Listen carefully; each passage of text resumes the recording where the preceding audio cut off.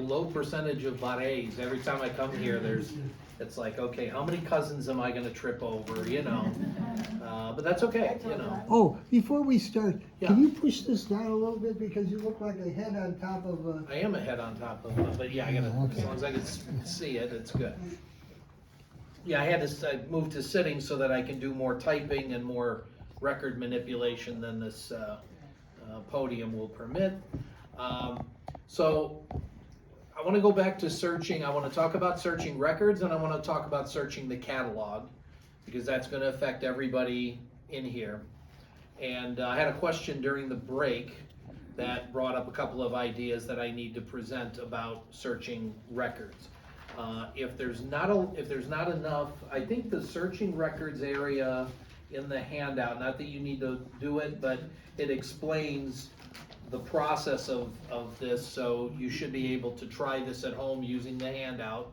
But I'm going to just demonstrate it here, because like I say, you get too many records unless your name is Lodovico Candelora, in which case you get 6 or 7 records and it works out just fine. Maybe not all of you may have that luck, but then you want more than 6 or 7 records. You want, you know, enough records to find all kinds of things you didn't know.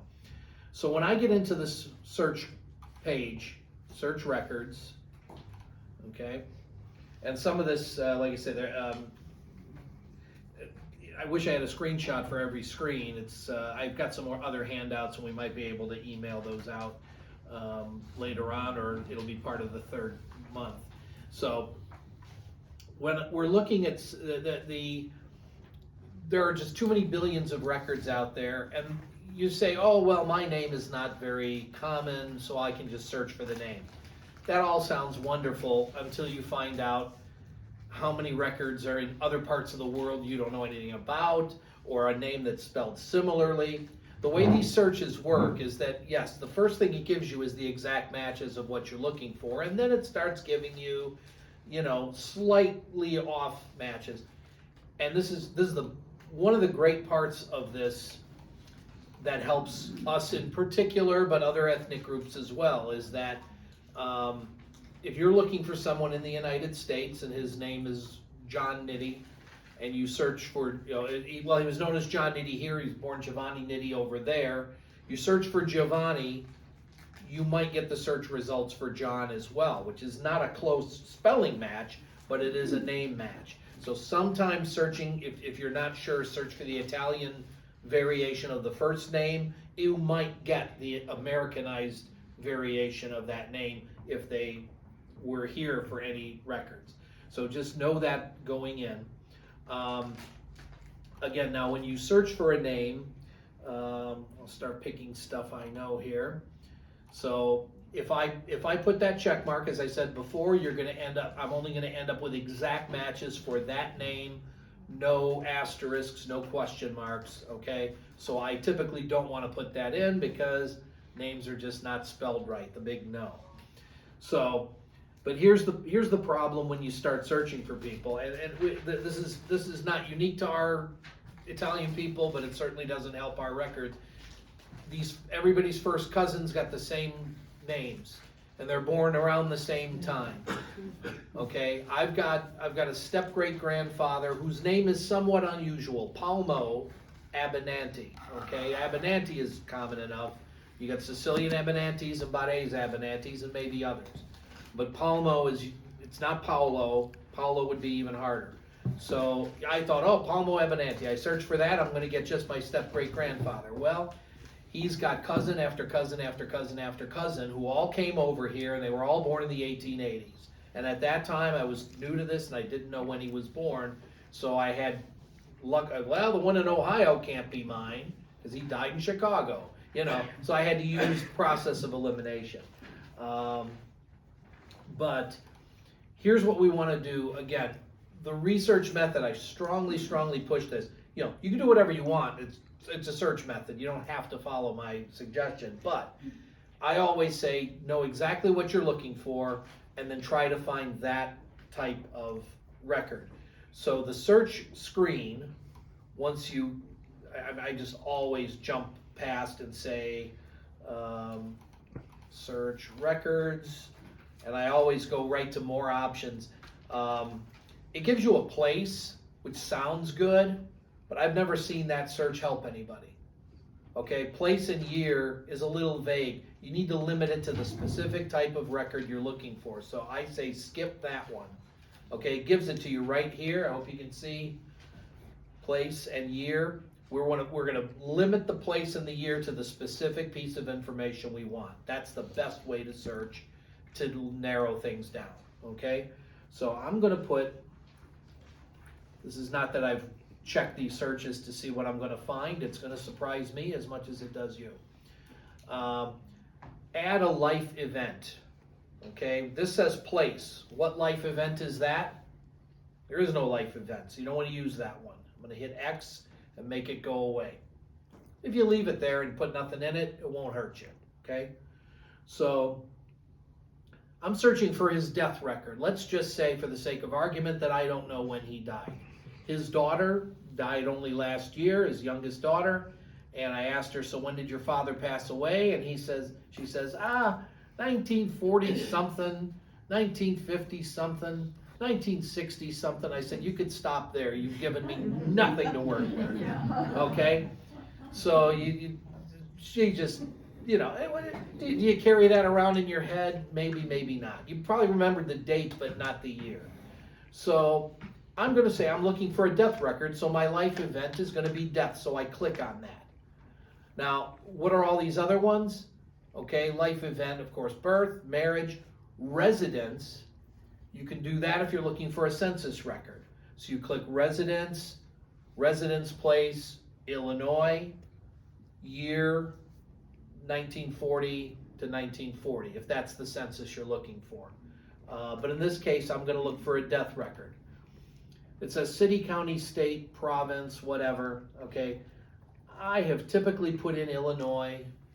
I know he died in Chicago. He'd have no reason to be anywhere else. But, you don't have to limit it that way. And death year, okay, he died between 1940s to the 1960s. Thank you, Auntie. So we're going to limit it to that. Okay? I could really limit it if you're not sure. Well, I know his last daughter was born here in 1921. So that's really the way to limit it. But, okay. So I'm looking for a death, so I put that in. But if I search now, I'm going to get anything. So you want to hit record type. This is where you get specific about what you're looking for. See all these types. These are explained in the handout.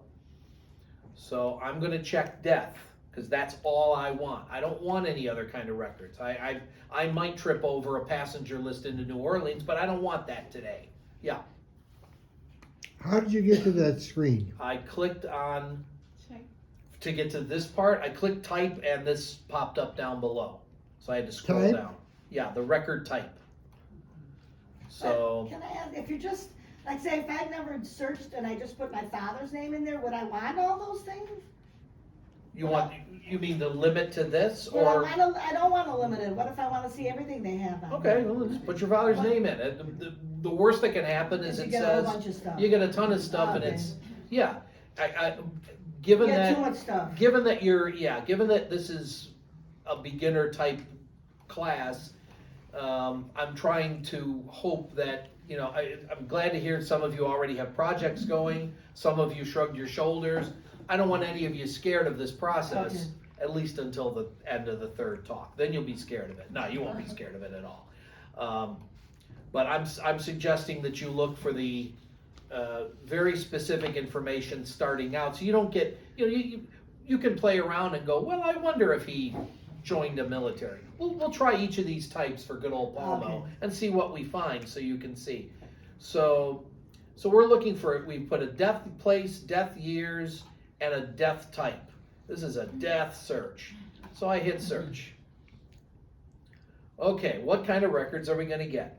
Because I said Illinois, it's going to leave out Palmo from Ohio, and it's going to leave out Palmo from Michigan, and Palmo from New York. There's three of them in the United States. So what do I get? Okay, I get a find a grave. I created that one. So it's got his birth date, and now ironically, there's a difference between the Cook County death record birth date and my birth date, so we have to clean that up somewhere. I think mine's right, but who knows? So I'll click on some of these so you can see them and see what happens on FamilySearch when you do it. Now we saw this before break. Then it gives you this little record thing on the side. It's got a view record button up at the top, and it's got the index data that's in here. Okay, burial, photograph included. These are all find a grave that dumps into FamilySearch. Now this little blurry screen looks a little bit like what we saw before when it wouldn't let us see it, but it says view on findagrave.com. So I'm going to hit a button and it says, do you want to leave FamilySearch? Yes, reluctantly, I want to leave FamilySearch. Is Find a Grave going to charge you? Nope. Okay. Oh no, you'll never get, if it redirects you to a site that's going to charge you, it's going to make you log in, and if you don't have a login, well then you can't be charged. So it takes me to this record. We already have a birth date and a death date, so if we don't know that, I mean, Find a Grave is a place you can look if you don't have all the details of somebody who happens to be, I'd say for the most part, buried here. This has his location because I put that in, and then his wife with the same photograph. I don't know who put Wittenized is not my. This isn't my photo. Somebody else put it in. But anyway, again, the point is that on that record, because it's Find a Grave. See over here, it says principal. I always hated getting sent there. What that means is that the record in question, he's the principal guy on the record. You'll find other records where he's the father, and it will say that. So it just says whose record is this? The birth certificate for his daughter Mary will list Palmo not as principal. It'll list him as father. So when you see that, see actually down below here, see the last one? Palmo Abenanti, father. So children Francesca Abenanti. So just know that on the left-hand side it tells you this is the main guy or he's an extra person on somebody else's record. That may be what you want to find.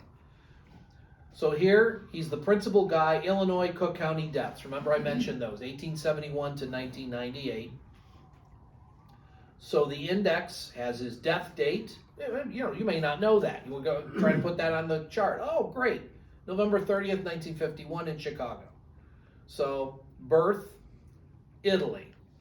Get used to that on your American forms and your American documents. If you're looking for the town, this isn't going to be where you're going to find it. So I'm going to go over here, and I want to tell you something. I know, again, some of you don't have any connection really to Chicago till you moved here, so some of this is going to be outside of what you want. But when you're looking for someone else who does have a connection here, just know what you're going to run into. When you do a Cook County record and you search for a death, you could say, okay, I've got 4 Palmos. I want the one who was married to Anna. Okay, well, down here in marital status, it says widowed. Cook County certificates don't list the spouse's name unless they're still alive. So if you look for Anna's death, spouse is Palmo. You look for Palmo's death, 2 years later, spouse he's widowed. So the spouse doesn't always help you when searching this stuff. So just know that. And image unavailable. Get used to seeing that, folks, unless you're at Family Search Center or Affiliate Library, okay? So I'll hit the view record so you can see all the accoutrements that come with it, except for the actual copy of the record. And if you do have Italian records that are searchable, and I'll see if I can find a stack of those so you can see what happens, you're going to have the same thing, image unavailable, at least in this building. Informant's name, Joseph Suja, must be somebody at the hospital. And in my step-great-grandfather's case, it was probably a liver specialist, because that was his problem. He made enough wine at home to feed the entire neighborhood, and then didn't invite anyone else over to his house. Turns out was his issue. So At any rate, so again, this is all you see. You see all the stuff that was indexed by somebody from the record, but no image. So that's the limitation of not being at a family search center. So there's a cemetery record. Now that's not find a grave. I'm just showing you this to show you what kind of records are available. And you can play around with this stuff at home or wherever. To see what you find for your people. I'll just click on this one. And of course, you know, if you got Italian family buried in Chicagoland, you're gonna see hillside, hillside, hillside, hillside, depending on whether they're on the old Mount Carmel side or in the newer Queen of Heaven side. So what does that say? It's not a picture of the grave, it's a picture of the card from the cemetery file. So that same location, Section 18, Block 8, lot north of 16, grade 4. Home address, Cook County Hospital. Well, that's not his home address. Of course, that's where he died. Interment date, 12/4/51, age 69. So at least these are places you can find burial locations for relatives. I mentioned last month that you can also, because these cards only go up to 1989. That's when they filmed them. If you want to see more recent stuff, or you have a semi-recent aunt or uncle who passed away and you don't remember where they're at, you got to go to one of the cemeteries and go on one of their computer kiosk screens, and you can look it up there. So again, just seeing some more Palmo stuff. Okay, now he's the father of Francesca. It doesn't have a date, and his wife is Anna Santilequito. Okay. And then we have another one with another Francesca, and she's Anna Sapteligento. Are the names spelled right? No. And this one they gave up on, Santilos, and a ... Okay, and then on this one, Santileguida, Francesca Abenanti. Now there's only 2 Francescas this guy had as kids. He had one that died, and then he had another one that made it to 95 years old. And now we get past, and we're now in Samuel Abenanti with an I, so even though I didn't put any asterisks, it's actually, this one came up because he has a P as an initial. You're going to find that. You're going to search for Palmo, and then it's going to say if it's just got a P in there. So it'll use that, it'll take the initial from that and give you those results ahead of this one down here, which is the right spelling, Abenante, with no first name. These are baby twins. So again, just so you see what these are doing, and all I did was limit it to a death record in Illinois. She said from the 40s to the 60s. She was right, it was 51. I mean, if you just he died in the 20th century. Thank you. Okay, so. Can you find a census record for this Yes, guy? absolutely. I love the census records. So we're going to get rid of the death date. This is why it's important to know exactly what you're searching for, because if I put in a death date and a death year and I try to search for a census record, guess what's going to happen? He wasn't dead. He's in the census. So it's going to actually try to limit your search, and that's no good. So all you got to do is clear that death. I hit the X. If you didn't see, I kind of went a little quickly there, and I'm going to uncheck death because I want a census record. So now I check census, residence, and lists. What is residence and lists? Well, those are not census records. Those are public lists downloaded from websites, probably were illegal when they were done, and now they're kind of public domain or whatever. You know, if you search for yourself on the internet and you find a website and it has you and it's got your birth year and it's got your wife's name, and you go, whoa, boy, what else do they know about me? Stuff from the 90s can be found in here sometimes. And if you're looking for a living relative, these sites are not meant to find living relatives, but you can still find some stuff because they don't know who's all dead. So, well, we'll see what comes up. So, I did not limit Palmo Abenanti by any date. Okay, I didn't limit him by residence. I didn't limit him by birth year. So the first Palmo that comes up was born in 1935. That's not my step-great-grandfather. That is one of his great grandnephews that I don't think he ever met. This guy didn't come here to the States till the 60s, but I know who he is. So we've got public records, public records, public records, public records. Well, we want a census record. So I'm going to hit residence to do a census. Now, I don't know if I should pick Chicago or Illinois, but let's pick Illinois. I know he was not here in 1910, but that's only because I know that. I'm going to try 1920 to 1920. They only give you a year range. I have pleaded with this FamilySearch to give me a specific date. We don't want a specific date for the census. But if I can't get a spelling right, I know the date that it happened. I want to find that record. Give me an exact date. And they go, that's a great idea. And then they never do it. So residence place, so that's going to take out the 1935 Palmo and the 1958 Richard. That stuff really shouldn't be in here, but it is. So let's hit a search, and no records found. Okay, so we probably have a badly spelled name. So I am going to put A star, N star. Now, Abinanti, well, B's can be easily misinterpreted. They can be, because if you flip them like that, they can look like a D. They're real easy to mess up. I'm just going to try this and leave Palmo because that's rare enough. So we're not getting anywhere. So this is the search. This is how it's going to go for you too. This is how it's probably already gone for those of you who've used search programs. So maybe the guy didn't know what a Palmo meant. Okay. So I'm going to do P star.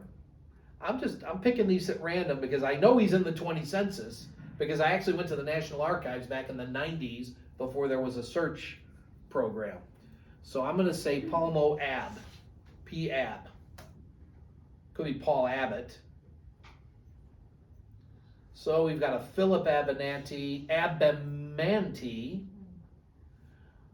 We've got an Abinunti, both Philip. This isn't Paul, this isn't Palmo, but I said P.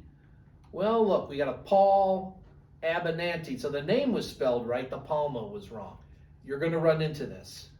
You just keep trying until you either get it or you give up. So, birth 1881, Italy. What do we know about census records? They have an age, they don't have a birth date. So it could be off by a year or two, or 3 or 4, depending on who's lying about their age. Spouses are Annie. Nobody ever called her Annie. Nobody ever called him Paul. I don't know who wrote this. Children, Joseph Abinanti. That's funny. That wasn't his surname. Nor was Nick. See, this is a mess because it's a father and a mother and their kids. So view record. So I got all this stuff, and then we get to click on this. Now I'm gonna have to zoom in to see what's there.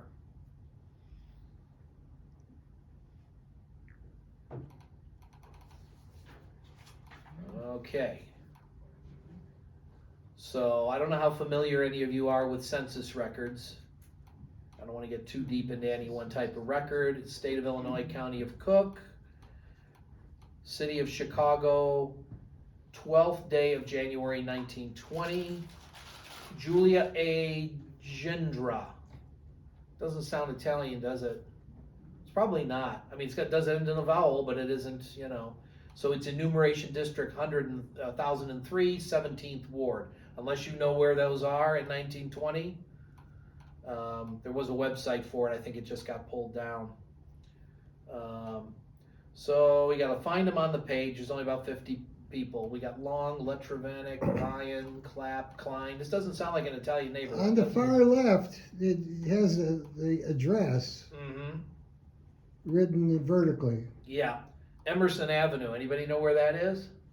No. Because it isn't there anymore. It's changed its name. I forget what it is, but it changed. 1533, 1535, 1537. And then 507, we've got Julius and Florence Klein. Phil and Maggie Moretti, They are related to our family, and at 139 Paul Grand Avenatti. Avenue, or no, I'm sorry, Ashland Avenue. Thought they'd be on Grand. Is Paul, Annie, Joseph, Nick, Dominic, Tony, Francis, and Oronzo Pavone. Okay, he's from that same town. He's a boarder. He's a boarder. Just so you know, this is my family, so you wouldn't know this, but you may run into this with your family. Joseph, Nick, and Dominic, and were from Annie's first husband, the one who died at Ellis Island I talked about last month. So their last name is Laturi. So you're looking for them, they're not going to be in here at all because they're not under Laturi. That underline is a ditto mark, basically. So they all get to be Abinantes for the day. And then Tony and Francis actually are children of Paul and Annie. So you're going to run into this stuff. Now going over here, what's this? Home owned or rented, so R, and if owned, free or mortgaged. So yeah, you're going to have a lot of rentals. So they were renting it. So now, this column is the gender, sex, male, female, male, female. You should have no trouble reading M versus F. I'm guessing that's race, white. Age, Paul is younger, and Annie is a little bit older. Joe, Nick, Dominic, so they're all their ages, and Oronzo is unknown, and I can't see what the pencil mark is underneath. Male or, I'm sorry, married or single. Over here, gotta go to the top. Year of immigration to the United States. How accurate is that information? Well, in this case, it's pretty darned accurate, although his is unknown. But he came over in 1907, and it says PA. So that means technically that he had filed his papers. We're going to look for a citizenship record and see if that was true. Many times it was not. Just imagine if somebody knocked on your door every 10 years and said, we're from the U.S. government and we're here to get information from you. Okay, for good or bad or indifferent, if you're not 100% sure of the legality of your citizenship, that would probably scare the out of you. So, in this case, so a lot of people would say they filed their papers. And in 1920, this is a 1920, I'll get your question. In 1920, if he filed his papers, that covered the wife and the kids. Yeah. How long did they typically wait? It's like they're like 5 years, 10 years, 20 years before most people finally did get their citizenship? I mean, is it like a common denominator or not? No, it's not a common denominator at all. World War II had a lot to do with it. Okay. Because now Italy was the enemy. So a lot of people said, well, I'm not the enemy. Yeah. So they would file then. In this case, they filed in the 20s. I'm not sure, it's like, okay, we're not going back. Yeah, Dominic, I'm sure you have a lot of Yeah, those. in the early years, say around 1900 or so, the political bosses encouraged them to get their citizenship as soon as possible, and sometimes they winked at whether people were actually citizens or not and getting them to Because vote. they were not permitted to vote unless they were a citizen. Wink, is that what the wink was? And what was the wink was Well, that they, the system was such that you weren't asked for any kind of identification when you went to vote. Mhm. It's sort of like some people think some of the voting happens today. well, we have to place ourselves, and I know I mentioned this last month, we have to place ourselves in the time frame we were in, and it might not be the way we wanted things to be in 2023, but it's the way things were back in 1920, and it affects how many people were coming over here in the later part of the 20s when they put the limits on immigration and so forth. So now, okay, so I'm looking at this now. I'm trying to keep the name and the data in here. These no, yeses. Let's see what these are real quick. Attended school anytime since September 1st, 1919. Able to read, able to write. Okay, bless you. So let's see how Paul's family did in the literacy department. So Paul and Annie are no, no, and no, but of course they would not have gone to school. No, yes, and yes. So all their kids could read and write except for baby Francis, who was 3. Okay. So she did. Border, what's he doing? He didn't Border, blank. not stated, NS. So he's unknown. So whoever told the census taker this, the later censuses, they actually mark on the census record which person gave the census taker the information. And that's very important, because if it's a neighbor in another apartment in their building, maybe they don't know. Maybe the information's not that accurate. But if it's somebody in the family, in 1920, nobody marked that down. I think they started in 1940, where they put a star next to the name, and if it turns out it was the 8-year-old kid, I'm not sure that info is very accurate, okay? The names might be right, but not the all the data of when they came over and all that stuff. I actually missed down here that they came over in 1914, and we got Joseph came over in 1912. That turns out to be correct. He came over by himself when he was about 14, and he said he was 16. And everybody else came in 1914 together, the mom and all the kids. And they're screwed up on the passenger list just as badly as they're screwed up on the census record. They're all Santa Liquidos on the passenger list. This is Annie with the Santa Liquido horrible spellings.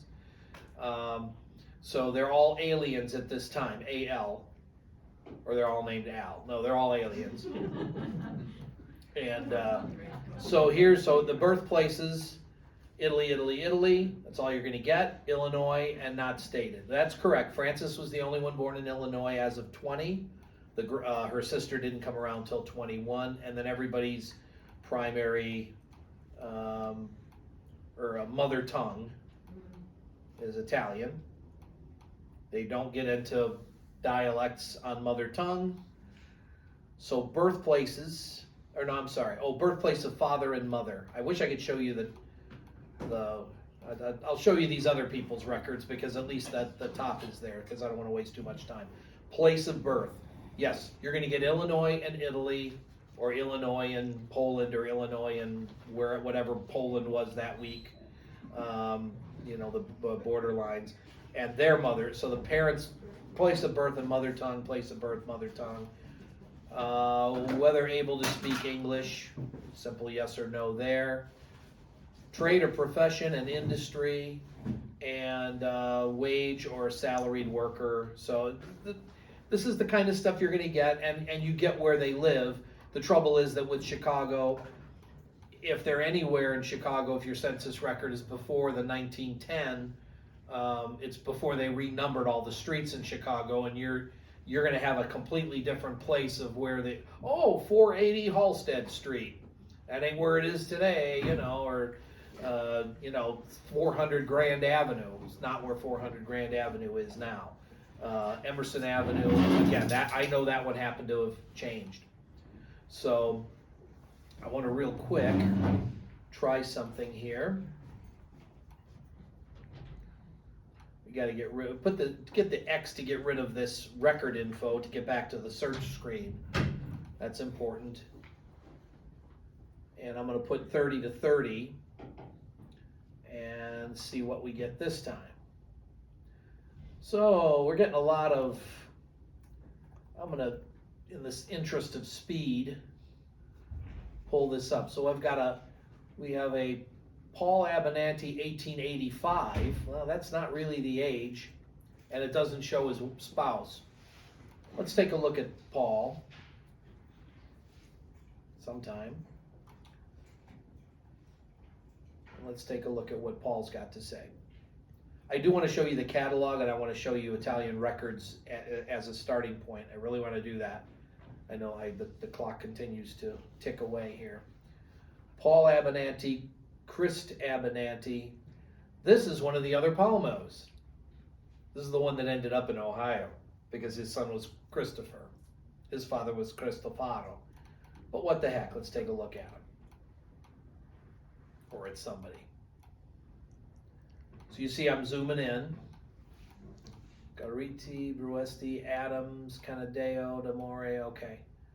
So the irony, okay, well, Mike Scott was it. So the Abenanti family's from Carbonara di Bari, and then Santo Liquido on my other record is from Trajano. They're close cousins.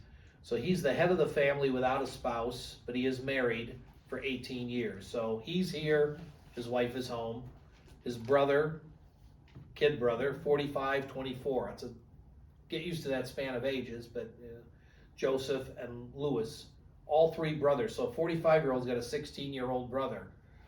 Ooh boy, that's this poor mother. It's a 29-year gap. That could be true. Actually, I think his mother was really young when they married and quite old when they had the last kids. And another boarder. They love those borders. This one's got an age though. So the information on a census record is similar, but occasionally different. I won't get into all of it here.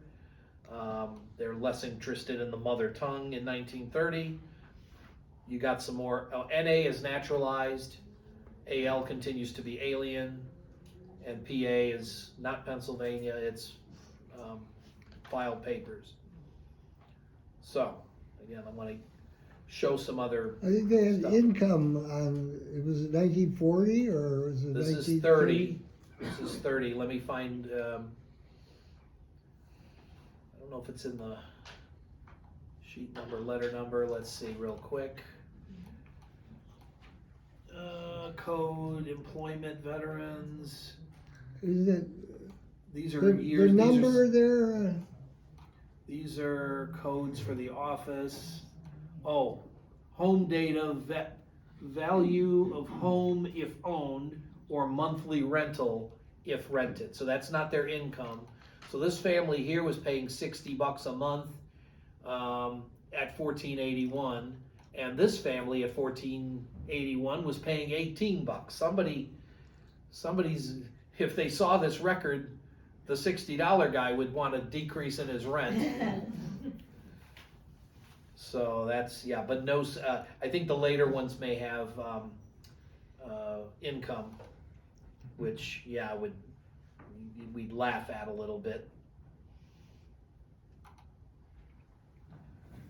So I'm gonna try 50, just because it's the newest one and maybe you haven't seen it. Samuel and Philip and Paul 1943. That's somebody else. Oh, Louis. Okay, that's Louis's kid from the other record. Yeah, this is what I do. Every time I look for somebody, I can tell who they. We're going to try the full spelling of the name so we can get on with this. I'm not sure. Now it's weird. We have Abenanti without a first name. Census April 10th. We don't know who that is. That doesn't help us very much. They had to have first names. I just don't know. Well, this is unexpected. Reload the page. I don't want unexpected today. I want expected. So it's not finding something. All right, well, anyway. So P. Abenanti. Let's look for military real quick, just to see. No results found. Well, it's under P. Abenanti. Oh, residence place. Well, I get rid of residence. See, if you don't find anything. Okay, Palmo Abenanti, World War I draft registrations. February of 1882 looks like what we were looking at before. You see October 1st of 1885, that's his cousin, who ended up in Ohio. So when you're looking for military records, or at least draft cards, so he spelled it right, 1500 West Ohio. He's 36, so he certainly was not in the group that needed to be called up right away at World War I. They had plenty of young kids. And he's a laborer at Wiebold Construction Company, okay? and his wife, Mrs. Annie Abinanti. I don't know anyone who called her Annie. Well, of course, my mother is her grandchild, so she'd have been Nona. So this is what you're going to normally get for the, if not a citizen of the U.S., of what nation are you a citizen or subject? Italy. So this matches up. This is before World War I, 1917. He wasn't a citizen yet. Declared. He's got a check mark. Not always accurate, but it might be. He's medium height. I don't know what that means. Stout build, that matches the pictures I've seen. Color of eyes, color of hair. Second finger on left hand has been broken. Well, okay. I guess if they said point at your enemy, it'd be pointing back at himself. So, date of registration, September 12th, 1918. Okay, well, World War I, it's a long story. They didn't, they thought, okay, if we're going to need another 2 million men for Pershing out in World War I, let's get the older guys and the new 18-year-olds and get them registered. So, it's something to find if you know your family member was here already. You say, well, let's see what information they put on here. So, Palmo over here, now there is a family tree record. The death we already saw. Social Security, well, that's the 1935 guy. Palmo from 1882 to 51 isn't in there. Cemetery we saw. Find a grave we saw. Naturalization index. This is the cards you're going to be seeing much more often than the type of card that popped up for Ludovico. So you got A155, again, is that Soundex code. You don't need to worry about that in the era of the computer. Abinanti, Palmo, 1355 West Grand Avenue. That's the address we always knew of our family. Certificate number, if we look for Ludovico, it's going to be that 3 number we saw earlier. Country of birth, when born. Date of port or arrival in U.S., July 7th, 1907. And date of naturalization, May 7th, 1925. So we don't know whether he filed his papers by the time of the 20 census or whether he filed his papers, later on. Names and addresses of witnesses. Frank Palumbo was his brother-in-law. Basilia Traversa is somebody from the same town. Now the important part for you, if you're looking for these, certificate number says P58030. You want to write that number down. And title and location of court. That's absolutely critical. Circuit Court, Cook County, Illinois. This unfortunately means that Palmo's paperwork is not on FamilySearch because for some reason they have not filmed the Cook County Circuit Court naturalization records. If it says U.S. District Court, you can find it directly on FamilySearch. And if you've got one and you can't find it, email me and I'll show you how to do it because that's a whole nother class. And there's something on the back. Sometimes it says expatriated on the back, so they became a U.S. citizen. See, if you've got an ancestor who okay, they were born over there, they died over there, but they visited here. Well, maybe they were here long enough to try for their citizenship and then they expatriated back home. That will be on the back of the card. So the second half of the card, look on the back of that and it might mention expatriated, and that means that they didn't conclude. They had to live through a residency requirement. Dominic, do you know how long the residency requirement was to become a citizen? I think it's 7 years. 7 years, okay. So the date of naturalization, 1925. So that would kind of settle that Palmo did not lie about his citizenship status, but some people did. Okay.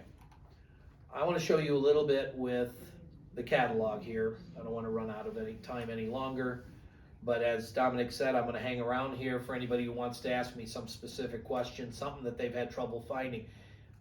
I would hope nobody leaves here without knowing the town of origin.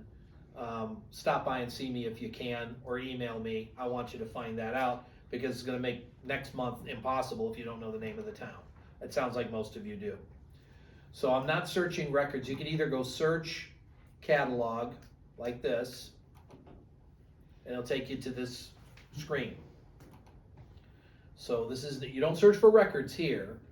We're gonna find images here. So it says place, okay?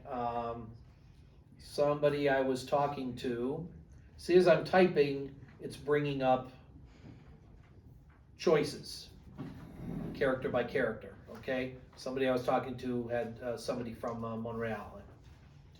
So we know that it's Monreale and Palermo. There's a different one that's not tied to it, and a Rocca Monreale that's not theirs. This is the town. So you click that, and it puts that in the place, and then you hit search. Don't worry about this other stuff yet, availability and all that. Just leave it any. Okay, so it says see also another town, part of Palermo, Italy. You'll always get that. Whatever your town is, it's gonna say part of, and you can look for other towns sort of nearby. So here, we have census, Rivelli di Bene e Anime, Monreale, Palermo, 1584 to 1816.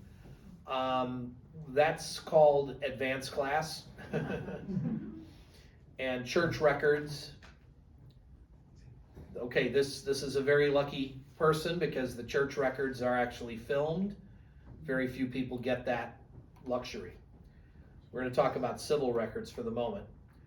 I'm noticing a lot of new ones that say Tribunale, and they don't put a list of years. I don't know why they catalog them that way, but those are typically more recent records.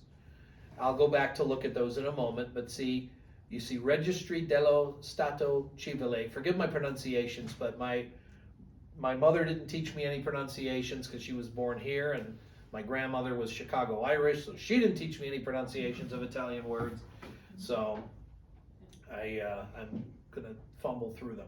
So it says 1820 to 1903. If your family's from Sicily, the civil records for you typically start in 1820. If you're from southern, like before the Papal State, or under the Papal States and the mainland, if you will, your records may start about 1809. So you click on that and it comes up with this record, and it's mostly even in the catalog written in Italian.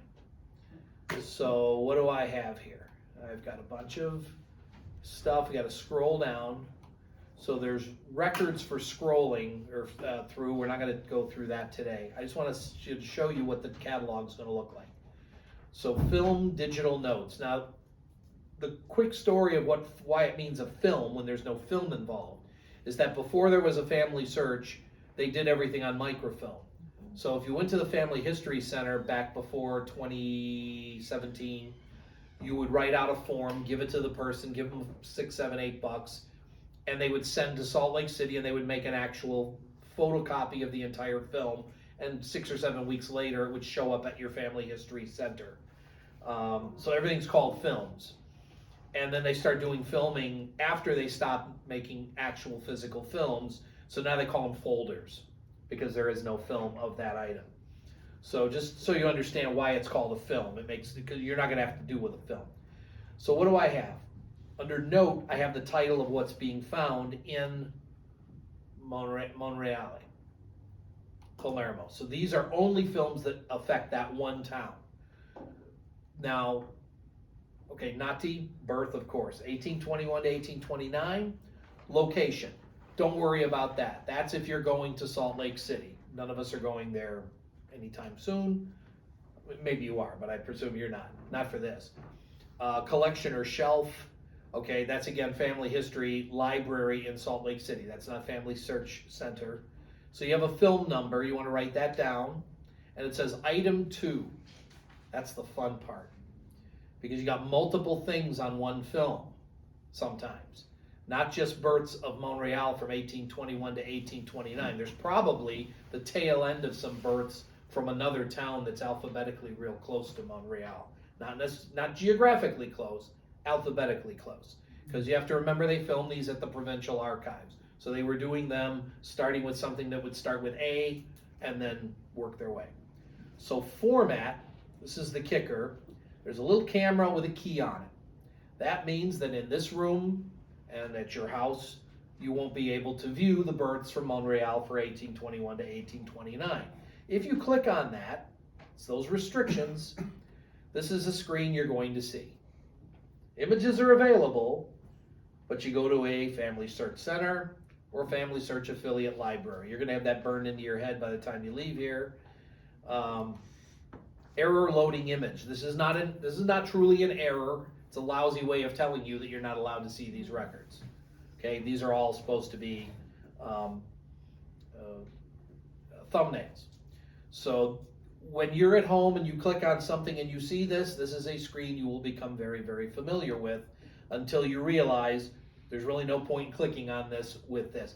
Now, if you take your computer or you use the computer at a center or an affiliate library, that will look like, see if we have, that will look like this one, which is a plain old camera without a key on it. That means I can view that at home, I can view it at work, but I don't do that.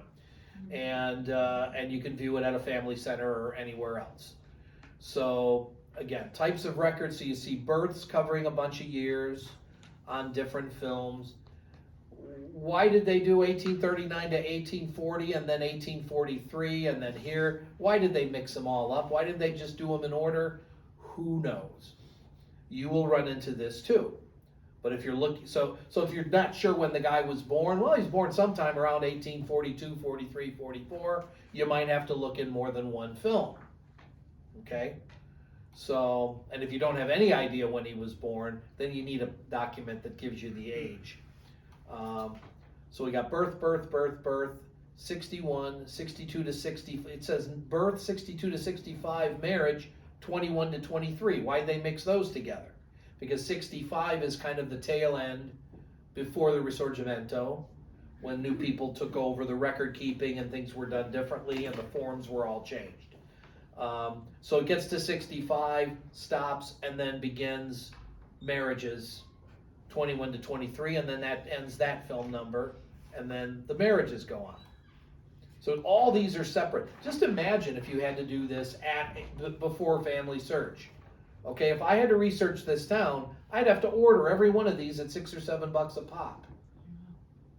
Okay, there's a reason I'm poor. All the money I spent on films back in the day. Luckily, I don't spend it now. So marriages. So now we got marriages, and here's one, 42 to 44, 46 to 48. Where's 45? 1845. It's missing, it's gone, it didn't get filmed. If your person got married in that year, lots of luck. That is part of the game. Sometimes things just are missing. I don't know when they went and filmed all this stuff. We hope that they did it before anybody went over and decided, hey, I'm just going to take this home. Because, boy, if anybody took it home, we need to find them and beat them to a pulp and get it back to where it belongs. You don't take stuff home. So now we got deaths. Same thing. You see the ranges of years. Deaths are the hardest thing to look for because you just don't know. Births, okay, the marriage will say, oh, he was 19. She was 18. So you got a ballpark for what year that they were born. The marriage itself, okay, you got the oldest kid. You look before then and hope they got married then. And the death, well, could have happened after the last kid was born. It could have happened, they could have come over here. You don't know. So it's hard to look for deaths. So that's always the last thing I go for when looking for somebody because it could be anywhere. Memorandum, I'm not even really sure what that stuff is, but I think it's just more marriage-related stuff that doesn't give you any more information than the marriage. Diversity, we're going to talk in the 4th month. Those are specialized. Sometimes those are stillbirths, and sometimes those are birth records of people like my great-great-grandfather who were foundlings who were left at the doorstep somewhere. Their record would be in there under atti diversi, diverse acts. And then here's another fun part. Birth, marriage bans, marriage, and again, cittadinanze, I've never found any use for that, and deaths, 1867 to 1872. What does that mean? It means that they put a bunch of different kind of records all mushed together on one film. And it's going to annoy the bleep out of you, because it still does annoy me. And And that's what, next month, we're gonna really go through trying to find, I mean, I guess I can demonstrate a little bit of this. 1915963, items 7 through 12, that means there's 1 through 6 belongs to something else. What the heck is that? So this is Montreal. Let's take a gander so you can see what you're up against. Since this one we can view here. Okay, this is what the screens look like. This is those thumbnails, and this time they don't say can't view, can't view, can't view. So now you double click on one of them and it zooms in. So that's that film number. There's a little bit of stuff they use to zoom the cameras in. It's just to get the camera in focus, which is good for us, because if it's not in focus, we're not going to read anything. So look at this. This is a title page, and it says Comune di Mezzogiusto? Yeah. Is that really spelled with an I in Yeah. Sicily, probably? Because there shouldn't be a J in there. So on, A J is substituted for an I when it appears before a vowel. Ilungo. okay. So this is 1894 and all these record types, but it's not Montreal, is it? No. So, okay, so this is item 1. See, date film March 4th of 1995. So this tells you that you're on a different town and a birth record. So here's another header page, and there's the year, Registro degli Atti di Nascita. So that tells you that we're on 1894 births, but we're on this town. Okay, so we have 2 possibilities of what we can do next, and this is what everybody's gonna have to get used to when you get to somewhere where you can view these records, if you can do it from home or you have to go to a center, is that now what do? I want to find a marriage from 1871 in Montreal. I'm not on the right town, I'm not on the right record type, I'm not on the right year. How do I get there? Am I going to sit and do one record at a time? That seems to be an obvious no. There's another title page. Okay, and now up at the top, so I'm reminded that I'm still on birth records. Do I really want to sit and go page by page by page by page? Okay, so look at the image number up here. It says 7 out of 2,450. Again, somewhere is the 1871 marriages for Montreal. We don't know where it is.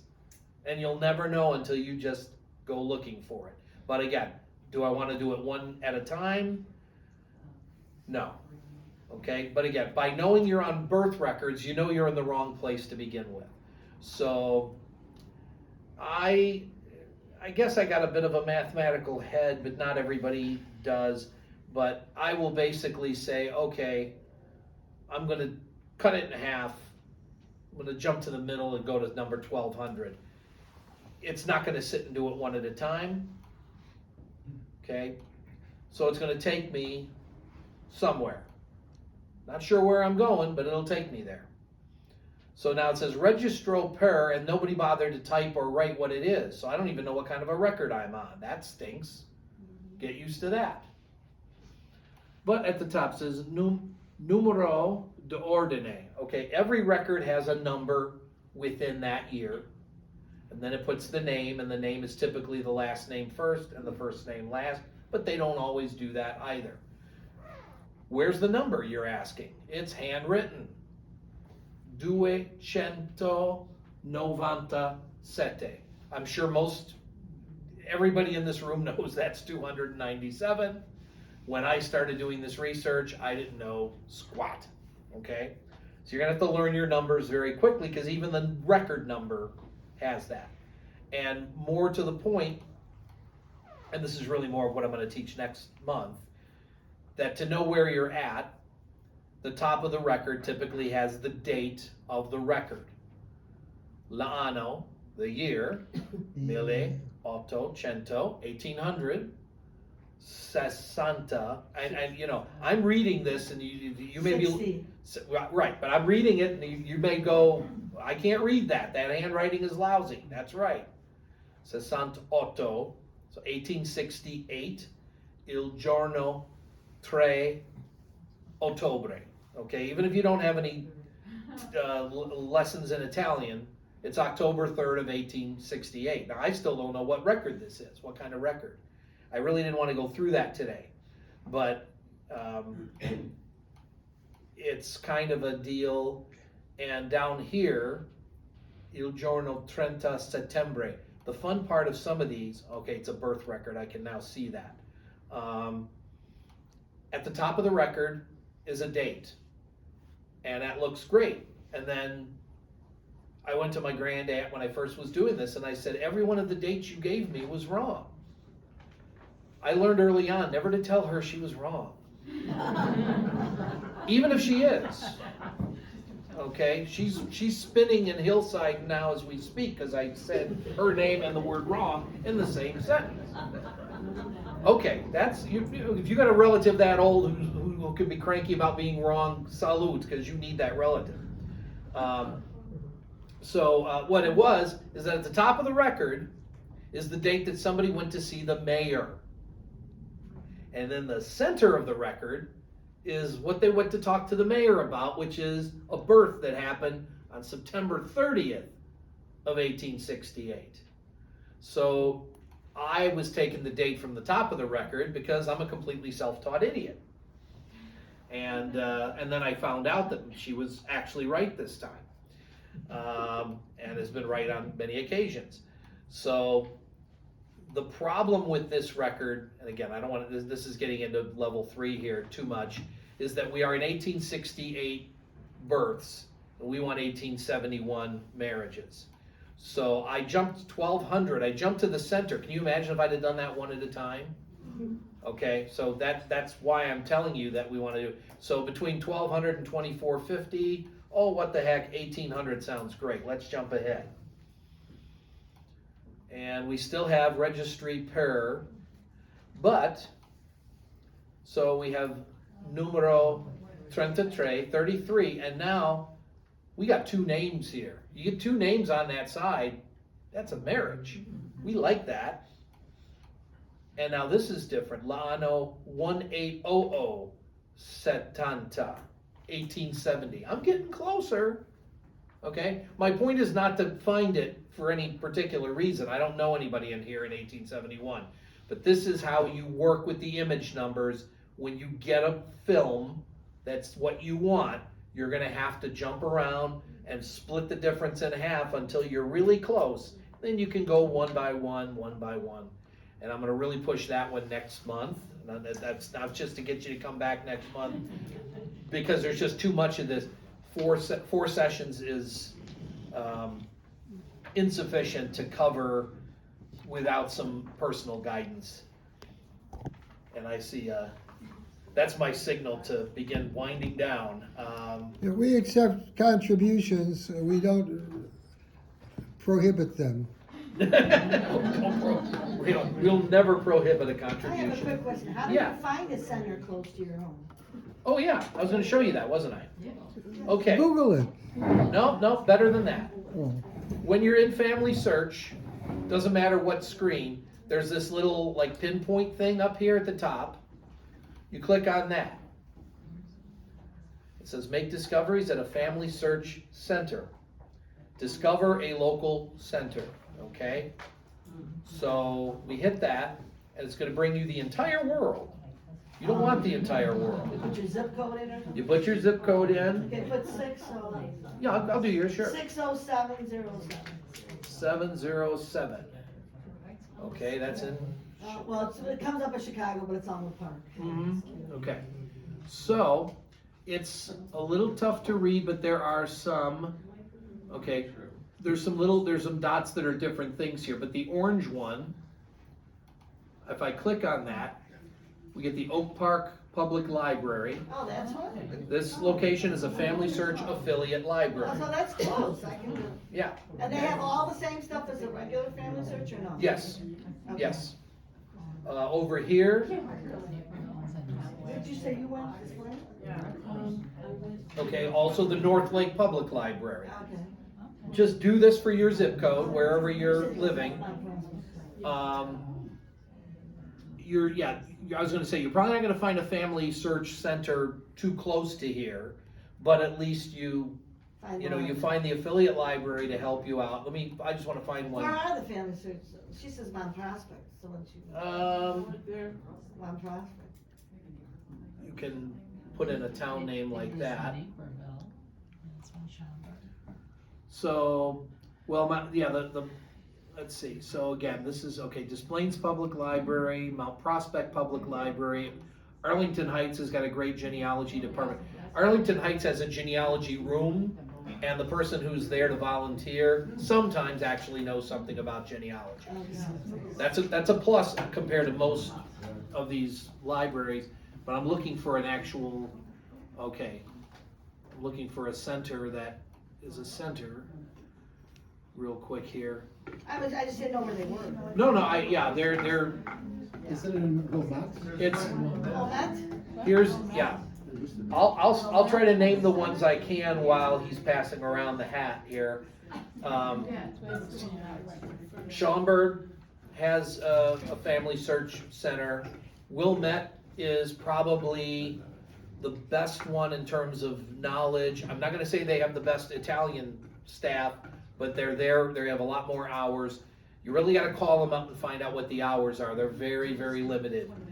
Buffalo Grove. Oh, that's the one that people used to tell me about. Buffalo Grove is where you wanna go if you wanna work on Italian records. Oh, okay. That's where I'm at on Tuesday, first, third, and fifth Tuesday evenings. And, so that one, again, if it's a little more of a ride, it's like 6:30 till 9 p.m. We're also open on Saturdays, 10 till 1, but I'm not always there. It's not my shift to work. But it's a place to I can guarantee you can get help at mine. Naperville, if you're near Naperville, call them up. They do have one volunteer who I know is real good with Italian records, Linda. But anyway, let's see, So you're saying the libraries are not as good, or it just depends? the libraries are open. So you can go there, you can go there and spend 6 hours working there with no trouble. You can't really do that at a family search center. They're typically not open that often. Okay. But they're rare, they They don't have anybody to help you. the staff is there to tell you the computers are over there, sign in this way. You get a 2-hour time limit on the computers. Okay. That's been a issue. I don't know if they have the limits anymore. That was a big limit during the COVID period, right after they reopened the libraries. You could work for 1 hour. By the time I put my papers out around me, the hour's over, okay? So I did what I could do. Well, I know in our library, you can work for an hour, but if there's nobody else waiting for the computer, they just extend it. They keep extending it as long as there's nobody waiting that needs to get on. My library did not seem to understand that concept. Well, they did that because people were doing resumes and stuff, and they didn't. Well, They I didn't don't want to think, limit people to have The- one person sit there all day. the phrase I was told was, quote, "We have rules." I'm at an age where I don't want to hear that anymore. I'm too old. Yeah. At the family center, you have to bring your computer, or are there computers? There are computers there, so you don't have to bring a computer. If you end up putting your tree on FamilySearch, you log into FamilySearch and you do whatever you want to do on your tree there. If you want to bring your computer to remind you of what you're looking for, or whatever, bring sheets of paper. Bring a flash drive. You can do anything you want with it. On the phone. On the phone, anything. They don't care. It's there's no actual limitations on that front. Just to say, okay, today I'm here to find Paul Moebanetti's death record, and that's in the phone as a note, and then you take a snapshot of that, and you've got the record, and okay, go on to the next thing. Any way you want to do it, they're happy. They're happy you show up, and I mean, when they had microfilm, people had money tied up in it, so people would be there. The place would always be kind of packed. And since they got rid of the microfilm and you can do this from home, some people don't need to come to the center. Their records can be viewed from the house. Okay, the Monreale, well, if they can work back to 1867 without leaving the house, why go to the center? Well, you go to the center because you might have somebody who can help you work with it if you're not doing so well. I mean, I had 2 other guys, who were all three of us were researching Italian records when I first started out. None of us knew anything, and we helped each other like crazy because we were all we had. They had a staff member there who all they knew how to do was unlock the door and let us in. And that was their training. Okay, you know. So like I say, each center probably has somebody who's better at Italian records than the other people are, so you want to try to match up with that. Crystal Lake has a center. If you go there, they're going to send you to me in Buffalo Grove. If you have anything not Italian, and especially if you have United Kingdom, you go to Crystal Lake and find Maureen Brady. She's a genius.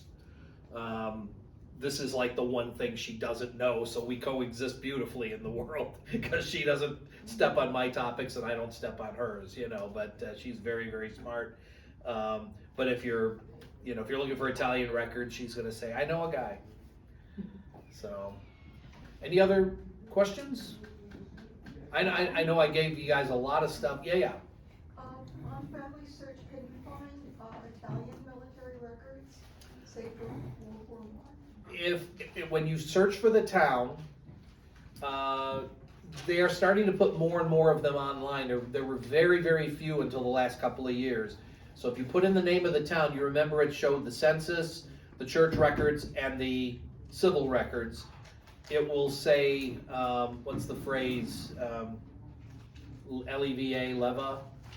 So it might be more conscription than actual service, but you know, they certainly had those records because they had to find all the 18-year-olds and get them into, get them in.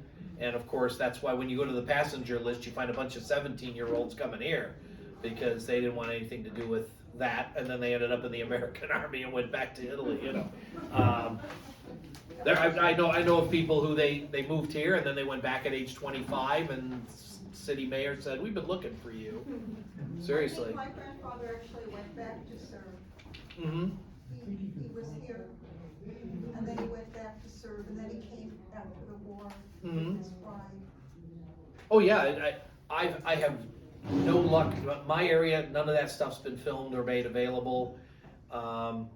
There is a professional genealogist based out of Salt Lake City named Paola Manfredi who specializes in Italian military records. You might want to put, I presume she's still active and out there. I haven't seen her at a conference in years. Her name is Paola Manfredi. She's based out of Salt Lake City. Oh. I don't know if she works for the main library out there. She's an expert on Italian military type records, so if that's something critical to you to find, that's someplace, that's somebody to contact. But go home tonight, go to search catalog, and put the name of your town in and just see what's in there. You might see, like Montreal, there's a zillion films. Don't feel overwhelmed by that because each one of them has a tiny little focus. And you want that same focus and hit it.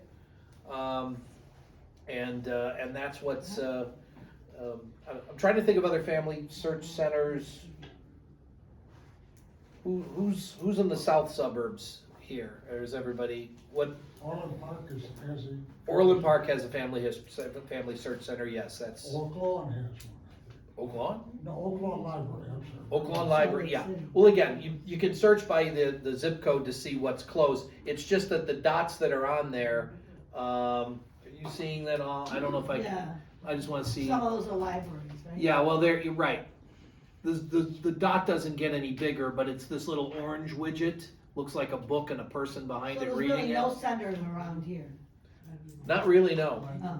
There was one, I think there was one at Westchester, but they barely had anybody showing up even when it was Oh, okay.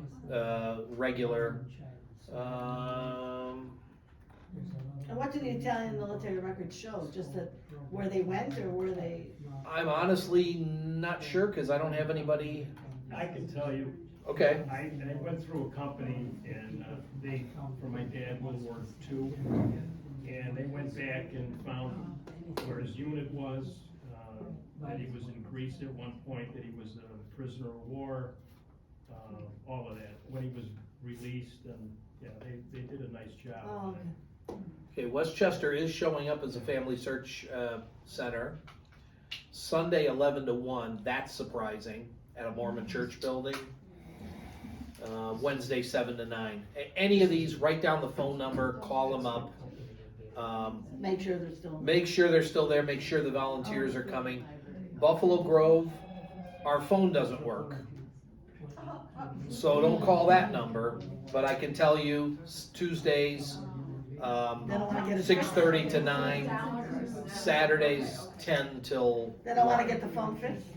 They're trying desperately. They have to go through their building. It's a long story. They have a very distinct hierarchy of who talks to who about what in those church buildings, and as a result, the phone's still not working. Now they want to get rid of the landlines, which I don't blame them for, but that means that phone calls to the center are going to go to somebody's actual cell phone, and they're not going to know who the number is, and now they got to answer every phone call. So they're fighting about that right now. Not my problem. I'm not a member, so I can't be named director. So I'm the only guy not going to ever be director of that place. That's good. I can just be a helper. Any other questions? And I didn't forget about Mr. Catalano about we're connected somehow. Yes, back there. I just have a problem. I have a lot of my grandfather's records, but there's different names on it. Different names on it, meaning, Yeah. or they're different people with the same name as your grandfather with other family. By the Austrian. No, I think it's No. his And then he came name, back. but then when I went on FamilySearch and put the one name off of his immigration card, Yeah. and then the one name that I used, I didn't get nothing. Are you able to stay after Yeah. because I don't know if I'll stay here or move to the library, but Okay. for people who have, some specific questions that are gonna get them over the next hurdle, I'm happy to help out, and that sounds like one of those questions. Just so, cause it's personal to you. Like I say, next month, I'm gonna really hit the catalog and the Family Search Center thing. I'm gonna make sure I've got stuff that I know I can look at, Okay. because of how many records are not gonna be available in this particular room or in your house. Because it's, ideally, we need to be at a Family Search Center to do the class, but it's not gonna be. Yeah. I ask you, are the family coat of arms only connected with wealthy families? I'm gonna think so. I don't know. Italians didn't have coat of arms that much, did they? There seem to be a lot of them out there, but, I think they charge $19.95 and they give you a little book which has stuff about the family or whatever. And there are people probably in this room who do connect possibly to the Duke of this or whatever, but I don't. I connect to the nobody of nobody. So our family coat of arms is a scythe, gotta clean the land, that's all they did, when you've really done this for a long period of time, you're gonna find out that every generation of your family back in Italy, if they're near a seaport, yeah, you're gonna have some fishermen, you'll have an occasional barber, occasional shoemaker, but you're gonna find contadini, you're gonna find peasant farmers all over the place as the occupation.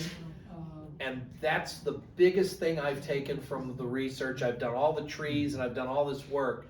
But the fact that, okay, I'm in this country, I got a degree in computer science, I've had a job for 30 years, and before my grandfather, I've got 12 generations in a row of peasant farmers.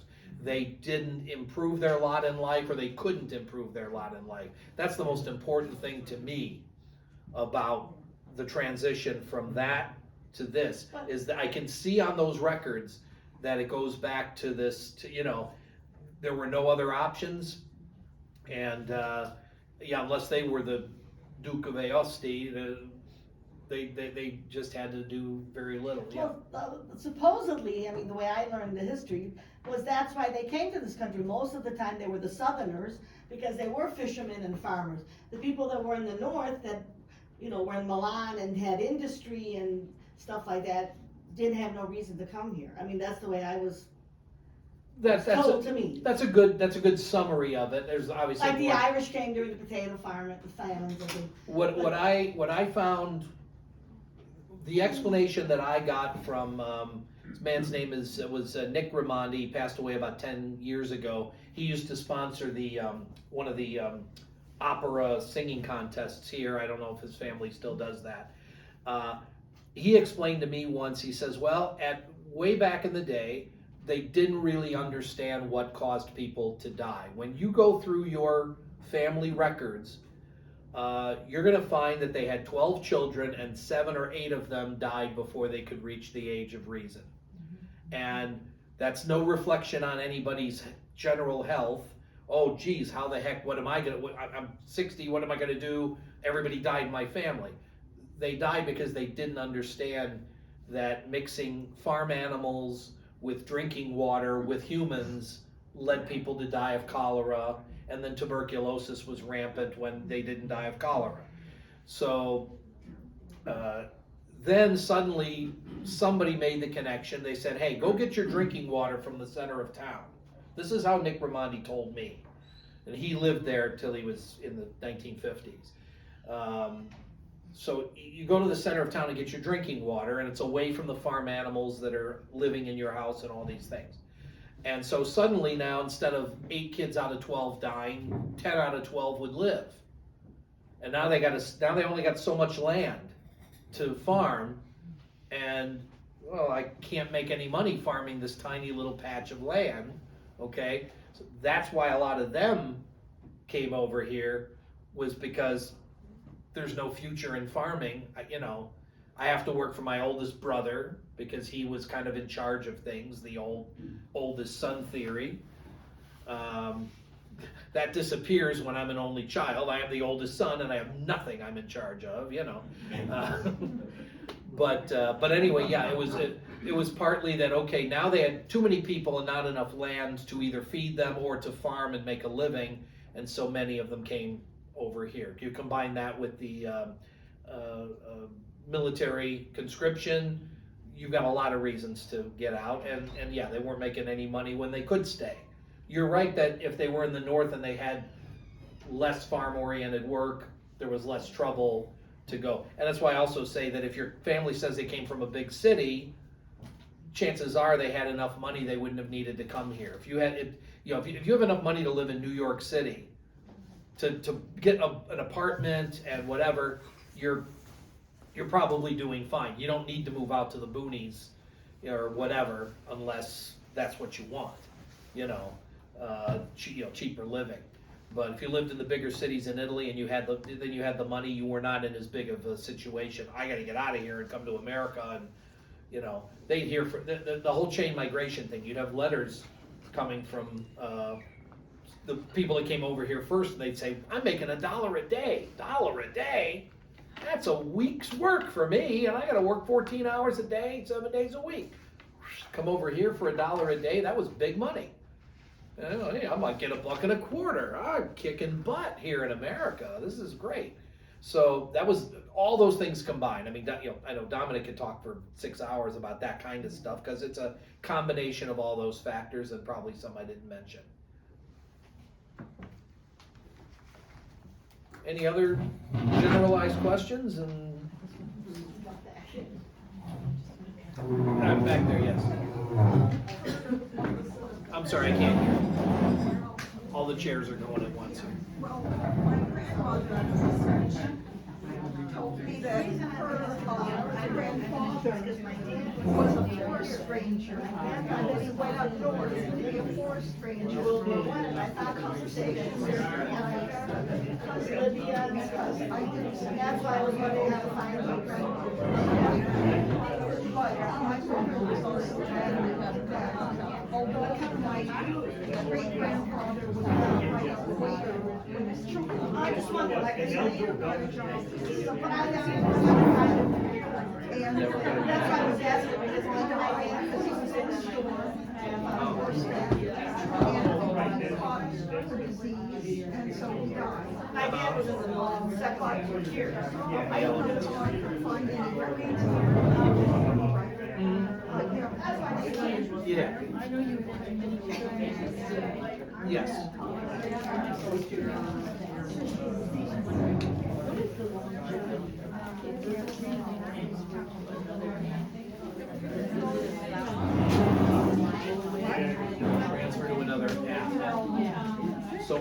that if you,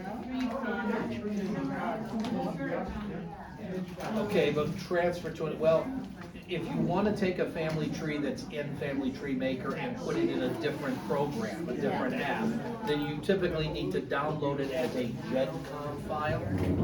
GEDCOM, GEDCOM file. COM. I'm gonna open my tree up because I also wanna, I've got somebody who is probably in it. See if this, but now I can show you this too, just to say, okay. So I've fallen into the trap of So what I, so I befriending all have, these there's an Panzerellas export on function, any Facebook, program has a thinking way to I export it. And it may be, Okay, now the output format is GEDCOM. And GEDCOM is a kind of a universal format that you can load into anything. Yeah, the file name will be .ged. That's how it will do it, yeah, so, this is how Family Tree Maker, I don't know what version is, that your relative has it on. And, so you can do just one part of a tree by limiting it to ancestors of me. All parents, all spouses. So my ancestors, so I just make a tree of 331 names, and I can export it, and it'll just, What part of Italy is your family? destination, Actually, I reviewed it. it's not going to Family Tree Maker, but you pick from that, it's gonna go somewhere else. I'm sorry. And save it. So it's gonna check my whole file, and it's gonna export. So that's how exporting goes, if you have a lot of names. So GEDCOM is the keyword to that question. Farmers and poor, I said, well, that's farmers were too, but what's, she's just like, I don't know. What's up with your help? Oh, sure, hopefully it works out for you. Yeah, that is They're increasing it every day, but it's very slow, yes. Yeah, I don't. Yeah, they don't have everything. FamilySearch has probably a complete collection, and Antenati does. But Antenati you can work on from home, but it's a very difficult interface. I just don't use it. Oh, one of the Yeah. brothers? Yeah, that's. Well, that's what I was It thinking, is, when those it's rhinos. very Yeah. Like, kill somebody, is that what you're figuring There, oh yeah, well, there's a record of some of the ones that were moved, but, it's a real good question. Do me a favor, can you send me an email with that one, because the person who wrote up all that stuff is probably the one who would know best where those are, yeah, because they tried to track where the Lincoln Park were the Protestants, and a small number of Jews, and then, well, right, but then the Catholic were buried on the grounds where the current Cardinals' residence is, on State Street or State Parkway. And same problem, they put 25,000 people in there, and they moved 8,000 out. The original And they ones are don't know gone. the other ones, but they're there. You know, if they search, they're gonna find bones and caskets and whatever's left. So is this the So, line yeah. to talk to the Are gentleman? you doing all the Okay. things? Just the ones in the city? If you have, yeah, there are gonna be people at, Calvary Cemetery in Evanston and Mount Olivet in the south suburbs who were moved from those locations, mostly Evanston, because it's like, well, we're not gonna have anybody buried in Chicago, and then they shifted it a little bit, and then Chicago shifted with it, you know? I mean, those people were buried, that was outside of Chicago when they were buried there. North Avenue, which we're near, was the north boundary of the city of Chicago at one time. Western Avenue was the western boundary. So they're out of the city, they're not gonna affect our health, and guess what? Well, we need Chicago to be just a little bit bigger. That's why they moved it. And there's still people there. Every time they dig for anything in Lincoln Park, they find some more. Hi. Hello. We're in the multi-majority. Yeah, okay. okay, pizza, you got your own I found out through DNA that I There's a place connected, on- I had some bad people in my family who got together with each other, so my Bari line is all well and good, and then I end up, I'm from, I got family from Montemaggiore as well, yeah. My mother always used to say, and my So father. Catalano, okay. So.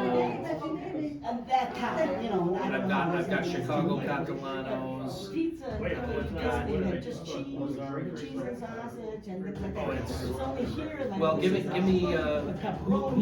Peppers. who's your and connection? And Italy was basically either anchovies by itself, cheese by itself, or sausage. Well, it's, okay. It wasn't like it was here. where we get queso. These are the red ones are You know, direct we had ancestors pizzas and all that. of mine through that DNA match, now that I have it. So Rosario's from another group, etc. So, all right, well, let me go. Stillborn kid. So who's your Catalano connection in Chicago? Maybe they're already in my file. Three of them that came here, yeah. Is that what you It was were Joseph. doing, No, I'm not. Sebastian. No, I'm not confused, but this is sort of my side passion. That's way early, Sebastian. Sebastian, no. Frank. Because I know people. But we may not connect. Yeah. Raymond James. I thought maybe. But, so the original one, that I found just 2 years ago. No, that's not him. No, that's not him. 1850. Well, this one happens to be from somewhere else. One block piece of Here's another. Well, Here's a well, Francesco I with just Caterina don't know. Provenzano. No. So we Okay. probably called Pizzeria Napoli. Yeah, yeah. My father grew up in. Right. So this is Okay, that's a 19 Planes Catalano, ironically. He was 8 years old. That's a Frances now, so we're out of Franks. Well, they lived in Well, a he place may in have used Bishop. Memorial. At the end, my So around that area. at the end, when my grandparents died, they were living in Bishop. Frank, But but before that, he. Laborio, when my They lived in Yeah, different I places. don't see He any. went to school, his grandmother. Don't see any was on Laborios Taylor here. Street. What other names are in your tree from Montemaggiore? Maybe we connect on a maternal line. Rosebud? Panzarella, I heard you say that. Yeah, I mean, they changed, so I know like Okay, certain. well, Rosebud's been there forever. But see, the names that I saw. Forever, a long time. I mean. You go before the war. I think everybody's tied to them. Rosebud is here. Somehow and, here. Hawkeyes is here. Across the way That's is Tom 1850. Cave. Yeah, these And there's a people grammar seem to be school quite there. It early. used to be called Thomas. That doesn't mean I may just not have their descendants traced down. Now it's It's still really there, everything it's now. still grammar school. How far back is your tree as it is now? Until Probably not. 2015. The last time I went there, and I went to. Did you grow up in the neighborhood? I was born at the hospitals there, my dad had Okay.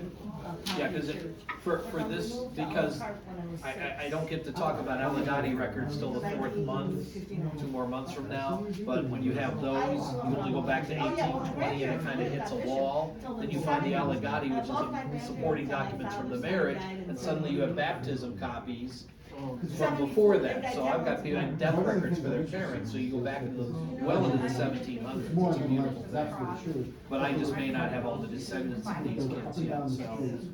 Mariana, Nazca, this Nazca's from I another think that's town. true, I don't know, my dad's dead. I've heard it from so many people, but.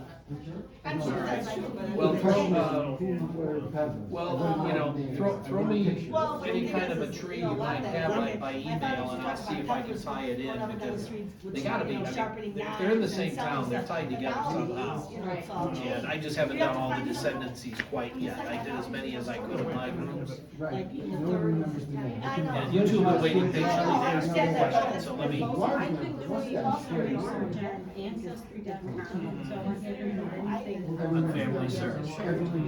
No, but I found it in 1959. My grandmother was a doctor. And so I had my grandparents died, she can't hear. my father's, But I don't know if she was a doctor. 10 months apart, she died in February.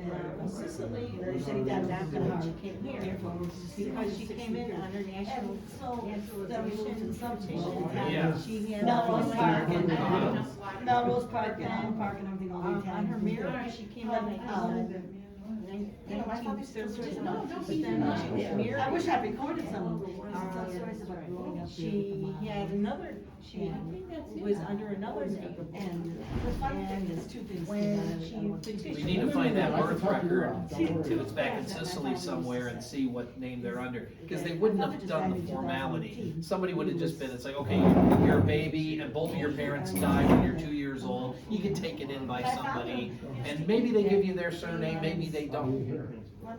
It wasn't as formal as it is here, trying to adopt or give up for adoption and all that stuff, so.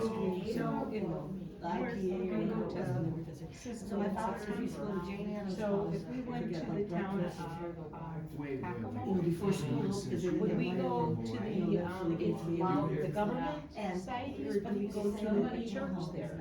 Well, church, you're gonna need to be able to read Latin.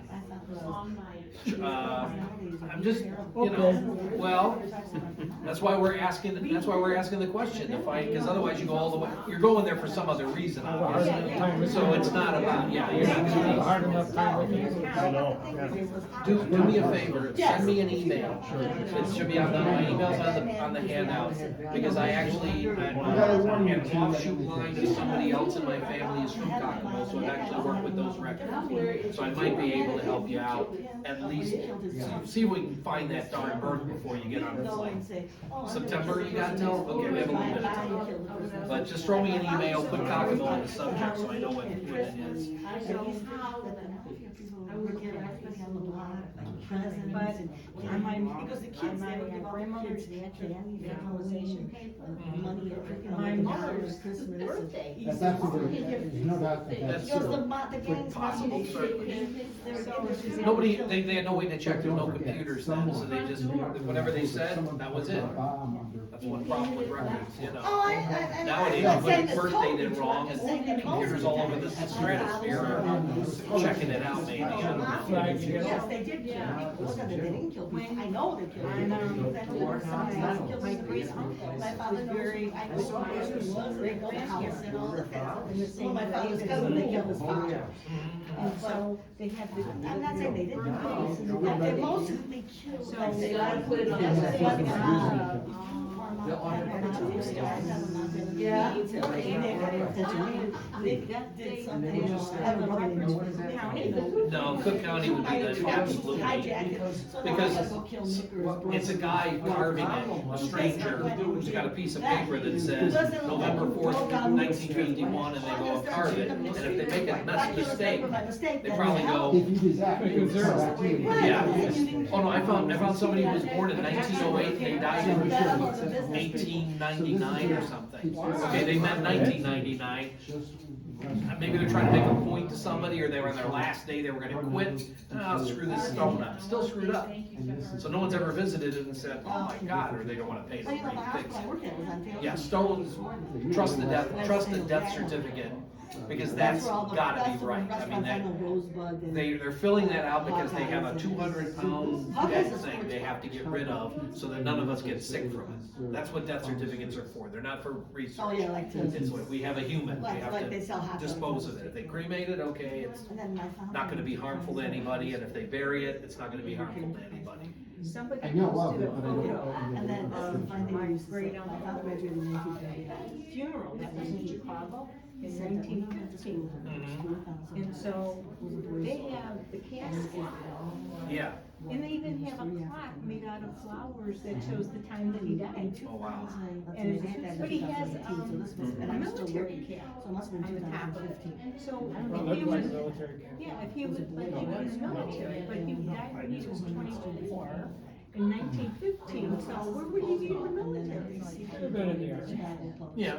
Here, is it still open? Yeah, we weren't in the war yet. No war. We didn't join till 17. Yeah. Yeah. Yeah, I mean, it's. They could have just been in, you know, and somebody was in there. We didn't have zero people in the military before the draft of 17. But we were like the 20th biggest army in the world, and Finland was ahead of us in 1917. When we got into the war, So we moved to. we were not prepared as one would need to be prepared. I mean, not to comment on how they did things back then, but when General Pershing joined, became active running that whole operation, he said, he's probably said a whole bunch of swear words on his way to say, we're gonna fix this now. And then he wouldn't let anybody go over there until we were ready, and we weren't ready. That is picture that I And he found. was in England, It's like a group picture. You get Italian And they translation. have, somebody typed in there, And like my whoever grandfather, originally his posted father, it. was in World War I, but But he's some of the Italian. information and the dates And he aren't right, so if supposedly you was in go Libya, back to the person and who all that, originally and that's why I posted was it, getting to his how, records. like, No, I mean, the do they same brothers are usually not, change it, or do they just Yeah, say, oh, that's well? not useful for. They may never see you sending them the correction. But if you, I would send them Luckily enough, our family. what you found to prove that you're right and they're not right. But not everybody likes being told they're not right. Ask my granddad. I keep pointing at her. She can't get mad at me no more, you know, but it's, I found that there's a lot of trees that are private on There's a lot of knowledge in others. So, Like, I. well, personally- because But I haven't done once you anything put on your family tree search. out there, see, I don't put a bunch of my trees out there either, because if I do, then I've got people that are gonna be asking me questions about my data, and and they're gonna challenge my data, and I know I've got it right. It's just stuff I don't have time for. I work a full-time job. If I did that all day and all night long, I don't get on Facebook groups and help too much either for the same reason. I couldn't do any other activities. There's just too many hours. When I'm retired, I'm gonna have all kinds of time to play these games. I can hang out here on Wednesdays, I can do anything, but I won't be able, you know, till I hang it up, you know. But it's funny, I was gonna because the say that Canton my one thing, cousin did a lot of research and stuff and put it out there. they're all married to Greek people. Open. Oh, really? It was funny. Well, It's very Yeah, not far. The guy, the when the youngest son, Robert, somebody was came in, this is took a lot of her dad 15 and years said, ago. I figured out this research. My mom and I. And that's another My reason. mom still They has do one. that way too much. And They do that way too Some much. TikToks, my sister was helping her. He says, yeah, her name was Mariska, my name is Marisa, so we're similar. Relatives. So I said, And then she At that point, private, yeah. cut her off. He says she's a Yeah. Before you let her. Then I said, is she Greek? Unfortunately, that's part of, you know, we wanna collaborate, we wanna work together, and then Well, maybe We they can't. Somebody screws it up, yeah. That happens. That happens a lot. Yeah, I tied in with one of my old college professors, Too much pressure from my parents. which I didn't expect, and I hadn't talked to him in years, and I contacted him, and he used to be a nice guy, and then suddenly he used a lot of F-bombs about the jerk that took the data. Maybe he thought it was me. I said, I didn't take anything. I'm asking you, because this is how it says I was connected. And it was a very unpleasant conversation, and unfortunately, he's gone, and it was the last conversation we had. He and I got along great while I was getting my degree from him. And, yeah, that's nasty, that's bad stuff. And it's a problem no one's solved yet, is how to guarantee that good data, you know, every piece of data should have like a percentage. This has a 99% guaranteed to be right, because I've got an actual record from the time of the event, and here it is, and here's what it says. And then there's another piece of data. Well, it's John Smith and it's John Smith merged together. Well, it's about a 1%, you know, because we don't even have dates on it or nothing. And then you need that. And there's really no good way. I'm sorry. Yeah, absolutely. Okay. Thanks. Nice talking with you. Sorry that took as long as it. Yeah. Used to tell me when they went someplace, like in synagogue, their wives sat on one side of the synagogue, and the men said, I went to a wedding, it was Jewish, the women sat on one side of the synagogue, the temple. That's the Panzarella side, yeah. Yeah, I got along on one of my. And dairy together, and then it was my sister-in-law who was Jewish, all three of them were Christians. But the names don't say. Christmas tree, you know, so like, it's supposed to be like. Well, it's obviously worth checking, because as soon as you were saying your name, Dominic talked over you, and I heard the word Monte. Monte, I heard it. So I'm like, say it again, Monte Maggiore.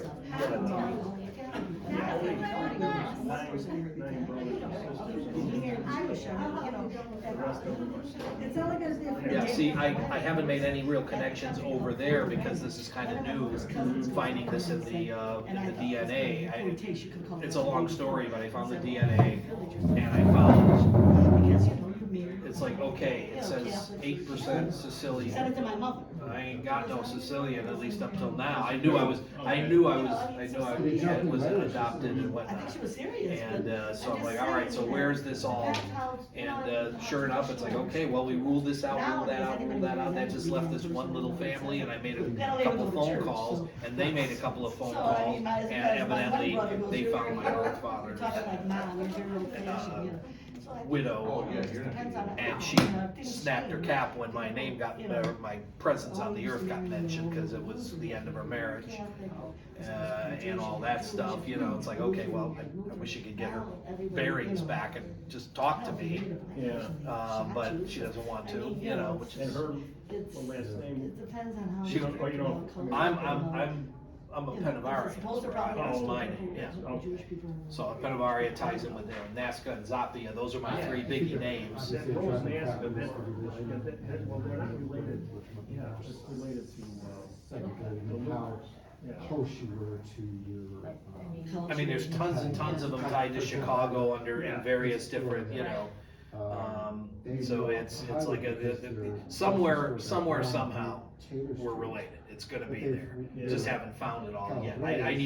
I've taken every ancestor line back as far as I can. I need to go down, okay, any death record. Well, again, I don't know. If That's they're why I tied to told that you, couple because from my the father 1700s, okay, here's the death record, here's the spouse, Again, I okay, don't know now how I much can go truth it is, down or if it's- and My father always keep used to say that funneling. I most, mean, not that's, you know, everybody. mean, I will there scare are everyone people away here if I from tell them, Rome okay, you and- get your ancestors as far up My as you father can, always and used then to you say start doing the that descendants, when you okay, and you end up, look I mean, at I those got people here in the 90,000 United about States, A's. Most of the Italian people are from the south. He says they're from Naples, No, see Sicily. that, yeah. That's real, that's where a lot of and them, the southern part. family in Buffalo. Mhm. It's very seldom. Yeah, my I mean, I'm not saying you great-grandfather don't see them, but you was very born seldom in see Buffalo. Italians from Okay, yeah, they all Milan, were Florence, or. from. They were all there from the And he's 1890s basically to what I the said, that 1910s or because so, the and then reasons And people most of them came in to Chicago. the United States was Mhm. that Italy was similar to the United Yeah. States. I don't have a lot, yeah, I don't have a lot of Cleveland North ties had yet, actually but and that doesn't South mean had they're not there. plantation. Well, in You know, Italy, and the North, you if know, I can get them to Milan, Chicago, I can Florence, Venice, find had anything, you the know, fashion, all that stuff on all Family that Search, kind of it's stuff, just, industry, it's tech, amazing and how so much on. is there, Whereas the but, South basically had And fishing, wasn't that Fairport olive Harbor, what's the other farms, town? grape farms, Ohio. you know, Pompeii and Sicily fishing and those kinds of stuff. So industry there was not as much, you made your money from the farm and the fishing boats. And so they were the poor people and the northern people were more, I mean, of course now I it's seem to have a different lot because of, I everybody's- got a lot of there's computers and connections on the there's Bot A factories stuff, everywhere, in, but in that time, Akron. and he's talking before 19. Popped over, if they popped over there, they never came to Chicago, and they're all, they're Yeah. generations of them. Wealthy, the industry distant, in the southern part. very the distant farms and relations, you know. The fishing and everything, so they didn't have a lot of money, and that's when they And the came to results the that United he also got, it Now, said again, how that much there was truth a there is fire. to that, or- in No, the it's absolutely true. and multiple The one majority. thing was, the first Yeah. people to come were, At the this is city them. hall or Yeah. something, where. So, So there is that sort of a. Maybe they got filmed trend, so before From like then. 1850 Yeah, to like so we'll have to check it out. 1870. Cause I'm not, Not as yeah, much. I don't know of any that are missing. Well, I mean, my grandfather I've was got one of eight the, children, one of 9 children, they all came. But that's the right now, My because there's father two was born in Michael Missouri. One 1912. was My Michael father was born Missouri, in the other was Michael 1912, and he came in 1928, so And that's during, the, after he was spelled born. Seaton. They'll see them, yeah, that's, Well, my father Yeah, was that's born in the 1920, time. then his father came here, so he must have come in 22 or something like that. And all his brothers and sisters were here. yeah, there's And one then the in wives and the Houdin, there's children one in came. Pissarro, My yeah, father they're, was they're, born in they're 1860. everywhere, but Yeah. that's He the came one, on my yeah. grandmother's passport, and then because she became a So- citizen, he automatically became a What citizen, was they didn't have to the take the last name? citizenship Your- test. Pen- And when my mom Penavara. came in 55, Penavara, she had I'll to look take on the what I have, I don't See, recall. 20 to 10, kids. 1820 to But- 1910, so we've got So, births, there was a big 2026, influx of 34, Italians in the 41, 20s 47, before the 58, Depression. 59, And and they then, all moved into. and then it dies. Boston. Too. So I My don't, father there's was no from- 60 to 60 something here. Afterward. My father was Marriages, from a Roots 20, in 30, Boston. see, marriages stop at I've seen 59, that a number of deaths times. stop Well, at she came 59. Well, she came after the war because she came to get married. The best records on the planet, Allegati, I can't even talk about those till the Yeah, 4th month, what happened was because is of how the building, the complicated apartment those building that get. my father and And then it grandparents starts were up living again in, at 62, the so landlord 59 moved through my 62 family- are my mother's family from universally Boston. missing. So when my father was And then, okay, traveling, here, going well, on they, vacation, okay, he was going 62 to Bali, 65 on Chile, those, visited 65 to He went and 03, met my 4 mother to and 10. visited, then they wrote So back all and this forth, stuff's and then there, she- more Allegati. That's, yeah, it's a suburb of Boston.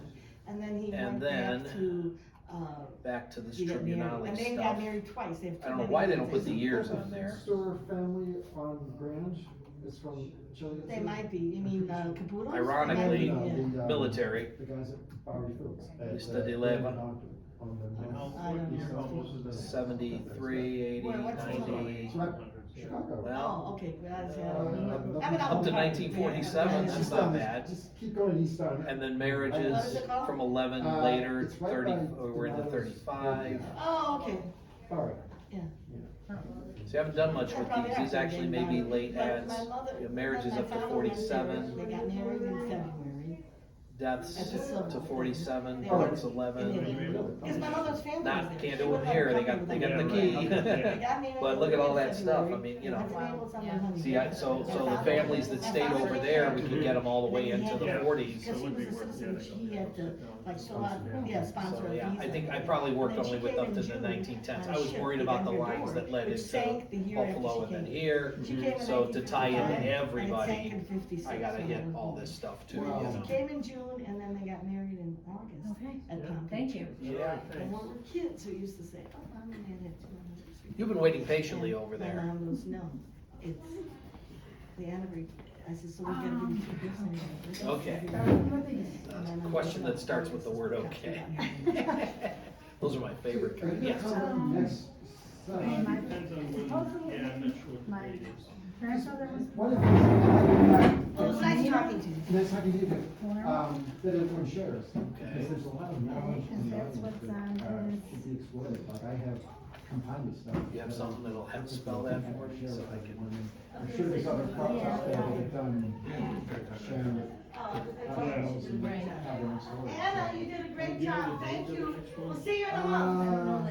It's Oh, Yes. Saturday. In a month, Yeah, and I'm okay. trying to come I on won't be able Wednesday to be to here. use the library. Okay. Great. All right, so, The 12th, yeah. so that's what this, Yeah, but this is not the way we spend our days. And then the final one is about. do you have a copy of, okay, Cook County Okay, if I found it from my, Declaration of Intention Database, here, okay. So I see Panieri, my Panieri, grandmother's name was okay. Picasso, With some, which I know is a they Picasso. don't even Okay. provide it for you. No, but you they're, don't. it's on the. See, Beginning, Oh, first page. Rich Dollar Coach. Well, here's his actual, okay, and it does say Paniero even on here. So it just might be I'm that. doing a sprawling project. We went out of the island for like 10 years.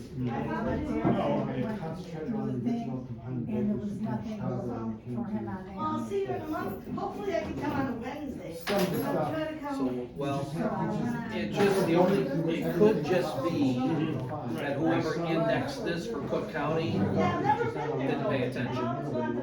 It's possible that that's just, I mean, it's a one-letter typo, that's not bad. Spoke with said it's easier to get the military records than to do Okay, I'm gonna genealogy. try to come to the, And on a she did, Wednesday. yeah, she did a nice job in Okay. where my dad was, or where it was, they were. We got a coffee at 2:30. Yes. Superior Rewards. Oh, okay. Yeah, she might, yeah, it might be. So, do you have any record from Alameda that confirms either, that's what you're looking for, right? Okay, so what was he? Okay, that'd be nice to, all right, so he was born 1890. All right, let's see. Okay, Yeah. you can This is all. watch it up fun. there, Everyone has a different. 1868 to 1904 Yeah. is available here. So I'm gonna do my, You could spend, split it in I half. spent 14 years on it. doing it, there you go, see. Births, Heard you say you were Greek? My 85. wife's Greek, that's right. I'm kind of working one-on-one here since it's already set up, so we've been, It's all, I got a few people gonna email me some stuff Is and this a eureka moment or what? it's about to be, Yeah. it's about to be. She's got a It's got a couple 1890 of of it. and I'm at 1885, Yeah, you could so spend Public Park is a good I'm place gonna to jump look for. only 100 now. I'm profiling. 86, I'm gonna Oh, jump yeah. a couple Before of the hundred Romans, they now. were I creating see it pizza at and Alameda I'm talking to Yeah, we're in Alameda. Oh, you're an elf. You Yeah. should praying someone has a photo 89, or a record. he's February 18th. Family story. Farmer's Okay, Pizza, So that's the beginning of 90, and I'm gonna do that because I just feel like it. And, yeah, the pizza, it always tastes the same. February For years, 20. never changed. I talked to 28. Christopher Armand. No, that's Novanta, that's 1890, we're in the right year. He was It's large. February is the Large, month. yeah, it was, So to me, it now I'm was gonna more go the back, sausage because we're taste. looking It for was just February always the same. 18th. Same since when, the fifties or the sixties or?